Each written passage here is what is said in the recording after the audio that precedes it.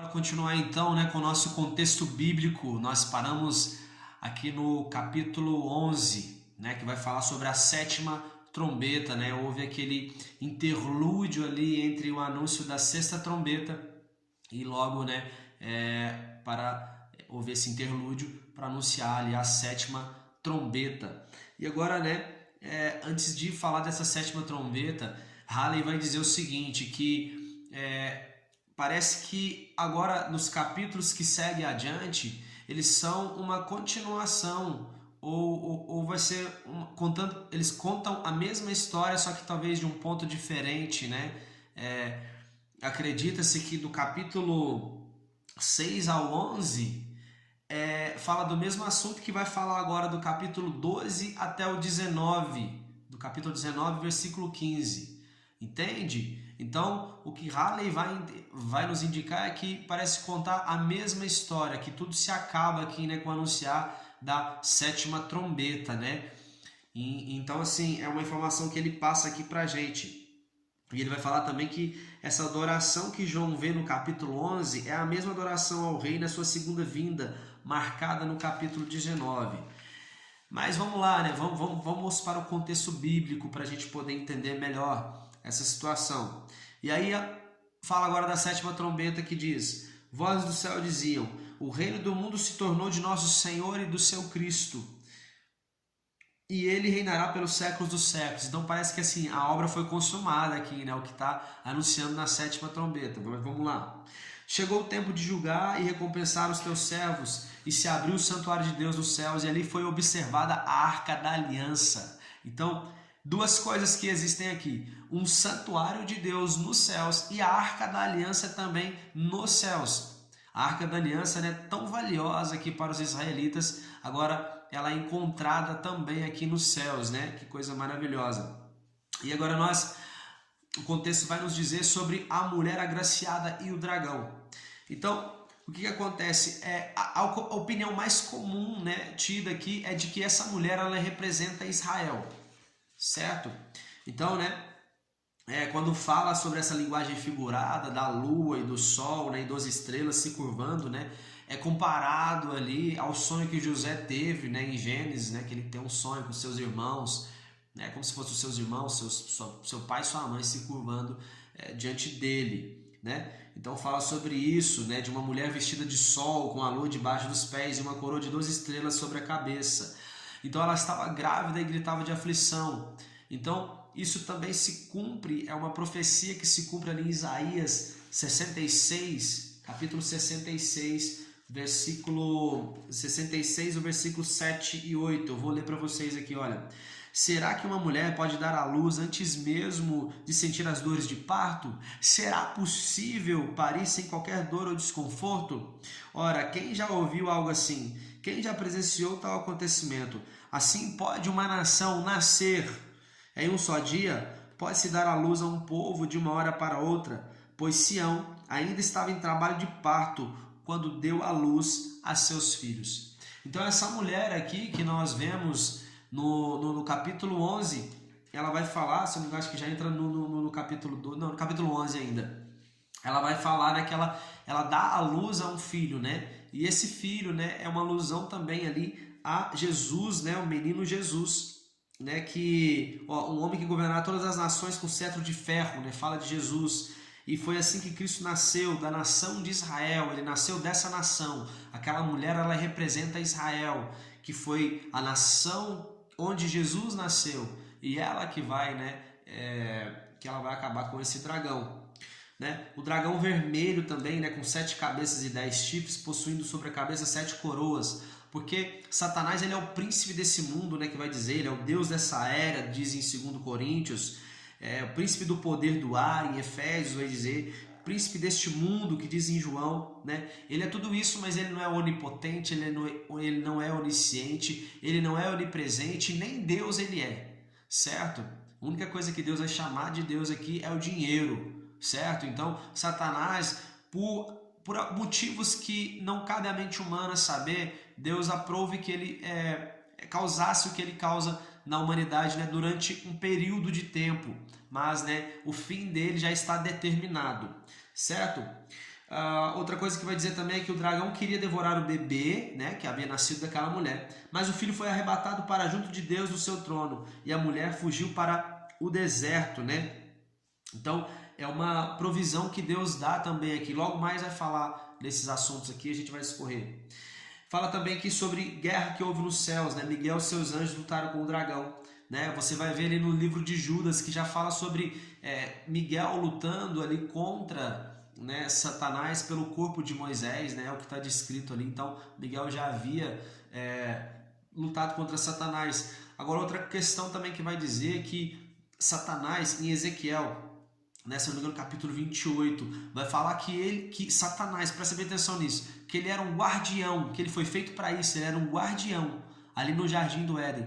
E você vai ver que ele era um arcanjo guardião. Aí você vai ver que Miguel também é a mesma coisa, né? Ele é um guardião também. E quando Deus ele manda ali para poder proteger a árvore da vida, ele manda guardiões para poder proteger a árvore da vida.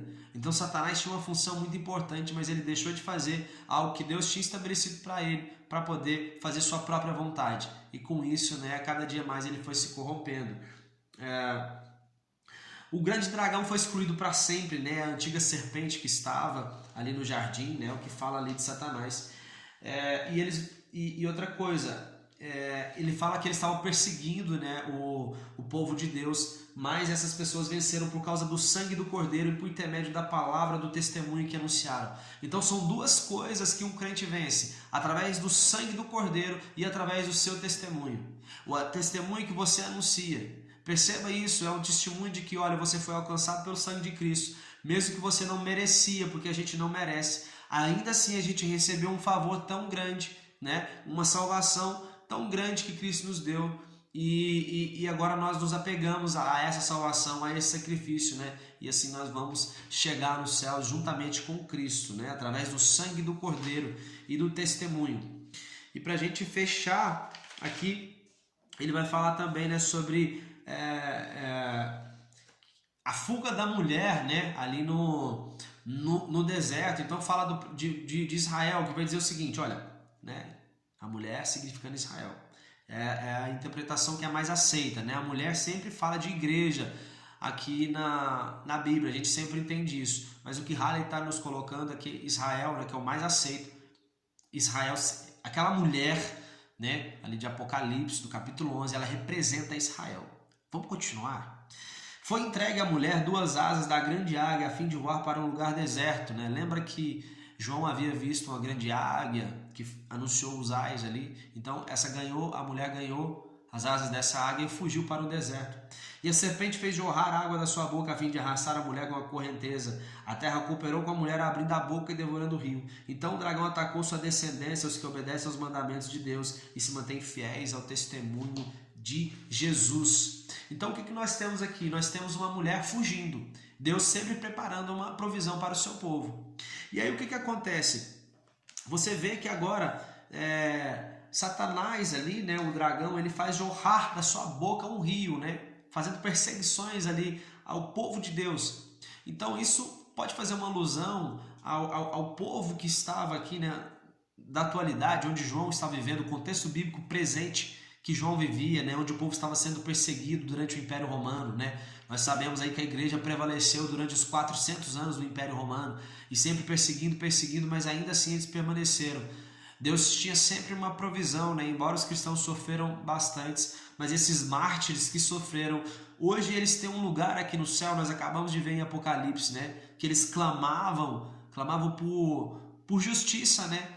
E Deus, ele justificou aqueles homens, eles tinham um lugar privilegiado ali no trono de Deus, certo? Então, você vê sempre Deus, né, providenciando, né, essas né, provisões aí para o seu povo. Então, esse jorrar aqui do rio, da boca de Satanás, fala de provisão que Deus dá, porque agora a terra, né, que fala de Satanás perseguindo, né, jorrando água, Satanás perseguindo, mas logo em seguida o texto fala que a terra abriu um buraco e engoliu toda aquela água. Então fala de uma provisão que Deus sempre dá. E aí, né, o texto fala muito também, né, acho que até falei um pouco antes disso, sobre a questão dos 1260 dias, né, ou 42 meses, ou 1200, ou, né, 3 anos e meio. Então representa o mesmo período de tempo, mas, né, aprove ali a Deus fazer com que João escrevesse dessas formas. Ora ele fala de dia, outra hora ele fala de meses, né, e outra hora ele fala desses tempos. E é interessante porque, né, você vê, se eu não me engano, é Daniel que fala sobre a questão do tempo, né, que vai passar um tempo, tempos e meio tempo. E fala exatamente desses 3 anos e meios, ou 42 meses, ou 1260 dias, porque são 3 anos e meio. Então, um tempo significa um ano. 2 tempos, está no plural, fala de 2 anos, já temos 3. Agora, meio tempo, fala de meio ano, ou seja, 3 anos e meio. Então fala de profecias que iriam acontecer nesse tempo, né? Porque acontece muita coisa ali, né? Você vai ver que vai falar da mulher que ficou no deserto durante esses 1260 dias. A cidade santa foi pisoteada durante 42 meses. A besta viveu 42 meses depois de ter sido curada de um golpe mortal. As testemunhas profetizaram durante, né, esses 1260 dias, né? Então você vê vários eventos acontecendo ali, né, sendo mencionado. Ora, 42 meses, ora, 1260 dias e ora falando de 3 anos e meio, certo? Então, né, Satanás agora ele coloca os seus pés ali na areia, né, que é para a gente finalizar aqui no capítulo 12, onde fala do dragão perseguindo a mulher. Ele se posiciona ali, né, na areia para poder perseguir aqueles que ainda seguem o testemunho, né, de Jesus, aqueles que obedecem aos mandamentos de Deus e se mantêm fiéis ao testemunho de Jesus. Amém, pessoal? Então, nós terminamos, né, mais um contexto bíblico, paramos no capítulo 12 e logo mais a gente volta com mais contexto bíblico. Fique ligado aí. Valeu, um abraço.